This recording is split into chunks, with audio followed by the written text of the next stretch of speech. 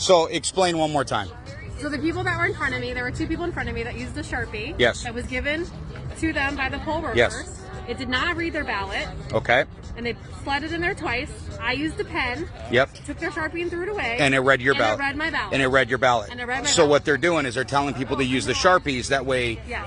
those votes aren't counted. Yes. That's exactly what's happening. Yes. So there was other people that were in there voting with their pens, and they literally went around and they were yanking pens out of their hands. Yes, they tried to do that to me, and I took their Sharpie and I hid it because then they said, look for all the Sharpies that are not being used and take the Sharpies back. They had a bowl of pens behind them that they were not giving to people and only giving Sharpies out. There we go. So the ones with the Sharpies are not being read at all. No. No. None of those ballots are being read. Of course not. So that's and so they're doing it because they're trying to skew all of the votes in Yeah, there. and they That's didn't, exactly and they what's didn't going try on. to even slide it more than one time. They immediately took it and slid it in the front, like not even tried a second time. They just That's correct. ran it through and slid it in the front, and I was like, wait a That's what they second. did with yours? Yep, and I just went with the Sharpie, voted Trump, and she just slid it in, and that was it.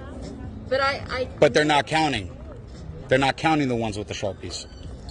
And so they're forcing people to use the Sharpies, and those votes aren't being counted. Right. That's what's going on. Right. And then I posted it on my Facebook group chat in my neighborhood. They said they did it at the Queen Creek Library. They did it at ASU Polytech earlier.